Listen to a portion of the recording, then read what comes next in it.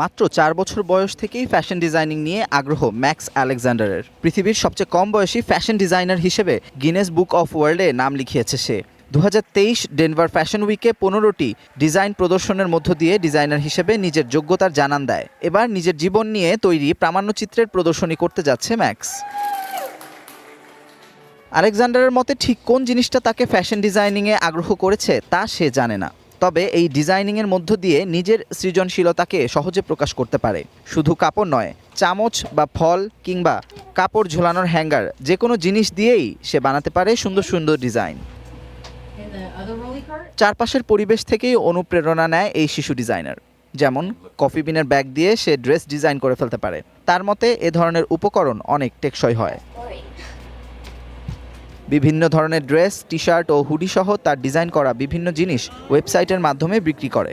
নারী, পুরুষ ও শিশু সবার জন্যই ডিজাইন করে পোশাক। স্কুলের 5th গ্রেডে পড়াশোনা চালিয়ে যাওয়ার পাশাপাশি ডিজাইন করা সহজ কাজ নয়, তবে এসবের ফাঁকে ডিজাইন করার জন্য সময় বের করে নেয়। নিজের চিন্তা ভাবনাকে এমনভাবে সাজিয়ে নিয়েছে যেন কম সময়ই ডিজাইন করা যায়। Amanur Rahman, one international desk.